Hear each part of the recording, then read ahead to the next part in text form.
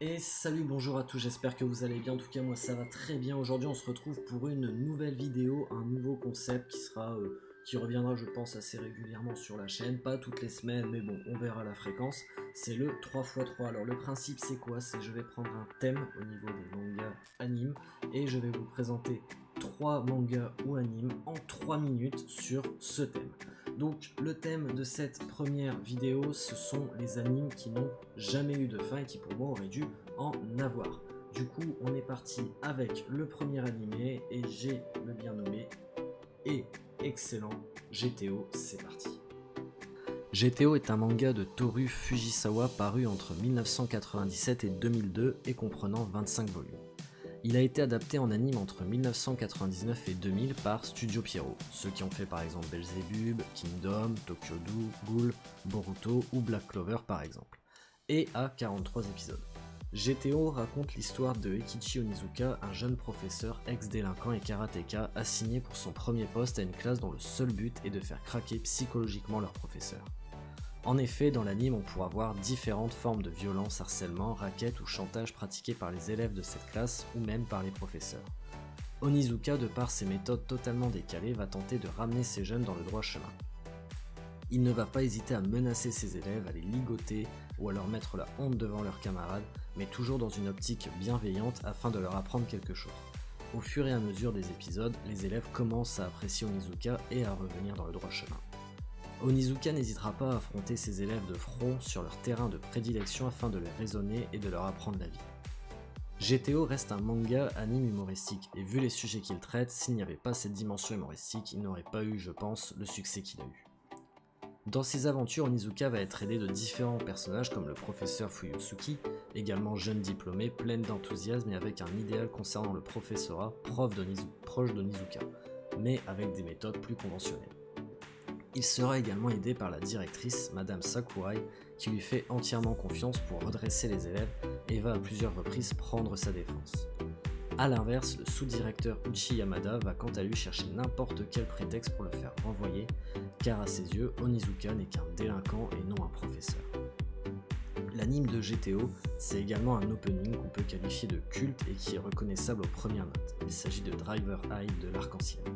L'anime retranscrit les 15 premiers tomes du manga, et vu son succès, on est en droit de se demander pourquoi est-ce qu'il n'y a pas eu de suite. Surtout que la suite devient vraiment intéressante et s'enfonce de plus en plus dans les côtés sombres de la délinquance japonaise, tout en gardant ce côté humoristique que l'on affectionne particulièrement.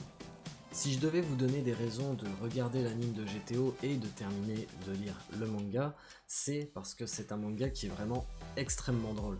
En plus de ça, ces personnages attachants comme Onizuka, on a envie de suivre ses aventures et de voir comment il va évoluer, comment il va réussir à redresser cette classe, école et même ses professeurs. Bref, c'est un manga anime que je vous conseille réellement.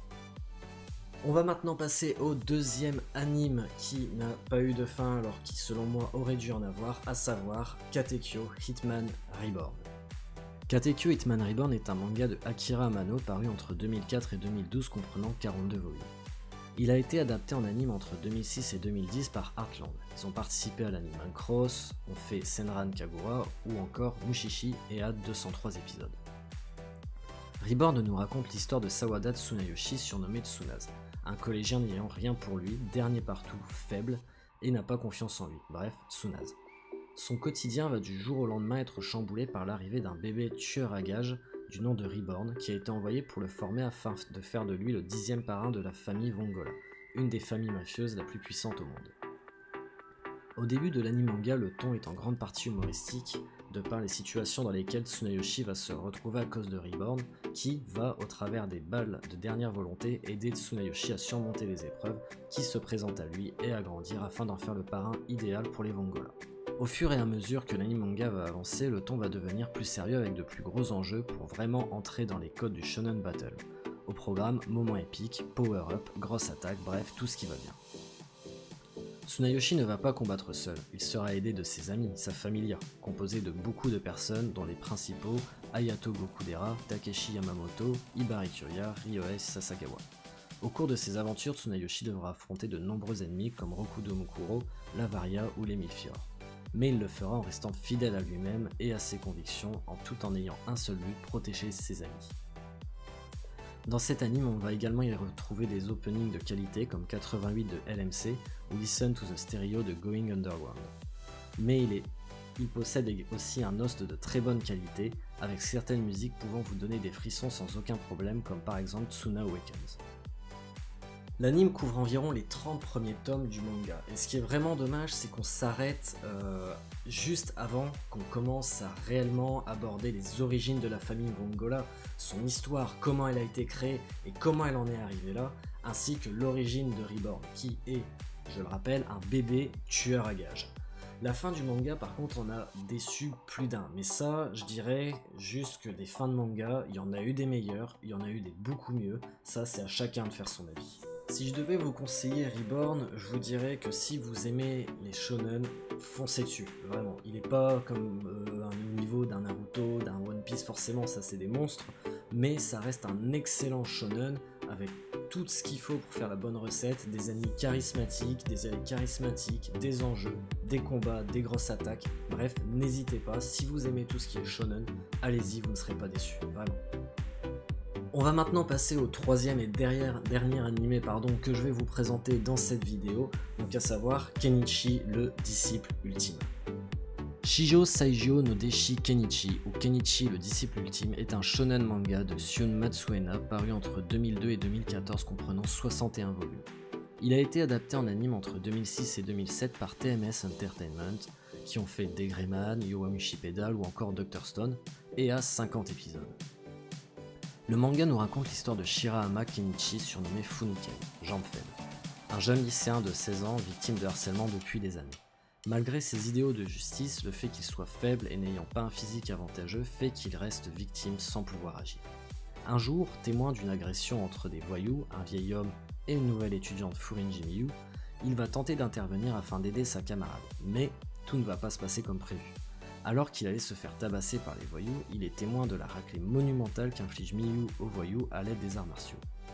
Suite à cela, il va demander à Miyu comment et où apprendre à se battre comme elle va donc le présenter à ses maîtres. Kenichi va donc commencer son apprentissage des arts martiaux au Ryo Zanpaku auprès de 5 maîtres, karaté, muay thai, kung fu chinois, jujitsu et armes blanches, tous plus impitoyables les uns que les autres et avec des méthodes d'entraînement plutôt extrêmes. Néanmoins, ce rude entraînement va rapidement faire effet et rendre Kenichi plus fort, ce qui va lui permettre de se défendre et va malheureusement lui attirer beaucoup de problèmes. En effet, il va retenir l'attention de tous les gangs de la ville, notamment le plus virulent Ragnarok, qui veulent soit le recruter, soit le mettre hors d'état de nuire. Tout au long de l'anime manga, le ton humoristique reste présent, même s'il s'amoindrit légèrement lorsque l'on avance dans l'histoire. Dans son aventure, Kenichi va être aidé de beaucoup de personnes en dehors de ses maîtres et de Miyu. On y retrouvera Nijima Haruo, Takeda Iki ou encore Hermite, entre autres. Au programme de cet anime, du combat et encore du combat. Là où il est vraiment intéressant, c'est qu'il dépeint de deux mentalités bien distinctes au niveau des artistes martiaux. Ceux qui veulent juste soumettre leurs ennemis face à ceux qui veulent les détruire. Les openings sont plutôt sympas, on y retrouve par exemple Higher Ground de Tomokazu Seki. L'anime retrace les 16 premiers tomes du manga et s'arrête à la fin du combat contre Ragnarok. Il y a également eu 11 OAV qui retrace une partie de la suite de l'histoire, mais honnêtement, on reste sur notre fin. J'ai jamais compris pourquoi ce manga n'a pas eu d'adaptation plus longue. Bien qu'il soit pas au niveau d'un grand shonen comme du DBZ, du Naruto, du FMA ou autre chose comme ça, il reste très bien et aurait mérité d'avoir une adaptation plus longue. Surtout que du coup, dans l'anime OAV, on ne fait que survoler l'organisation Yami qui est leur réel ennemi et on n'a pas, même presque aucun détail sur leur tête pensante et leur réel objectif. Et ça, je trouve que c'est vraiment dommage. Si je devais conseiller Kenichi, je vous dirais que si vous aimez tout ce qui est combat d'arts martiaux, entraînement, toutes les choses comme ça, vous allez vraiment être servi. Dans ce manga, vous allez apprendre probablement des techniques réelles, même s'il y a évidemment une part de fantaisie et d'énormes exagérations, ce qui est parfaitement normal, mais néanmoins ça reste sur une base qui est réelle. Et ça, je trouve que c'est vraiment intéressant, donc si vous aimez arts martiaux, combat, n'hésitez pas, foncez dessus. Et voilà, c'est terminé pour cette vidéo, ce premier 3x3. N'hésitez pas à me dire en commentaire ce que vous avez pensé de la vidéo ou à donner votre avis sur un des 3 mangas que j'ai présentés. Manga anime, bien évidemment, on parle des animes qui n'ont pas eu de fin, et ce qui est vraiment dommage. C'est un choix des studios de production. Est-ce que c'est à cause des audiences? Est-ce que c'est pour une autre raison? Je n'en ai aucune idée, mais j'aurais pu en présenter d'autres. J'aurais pu parler de Claymore par exemple, même s'il y en a bien d'autres. Là, il n'y en a pas qui me viennent. Ça arrive quand même assez régulièrement et je trouve ça vraiment dommage. Bref, je vais vous souhaiter une bonne matinée, après-midi, soirée, nuit, midi, suivant l'heure à laquelle vous regardez la vidéo. N'hésitez pas à mettre un pouce bleu juste en dessous si vous avez aimé ou à vous abonner si vous aimez mon contenu. Et moi, je vous retrouve bientôt dans une prochaine vidéo. Ciao, bye bye, bisous.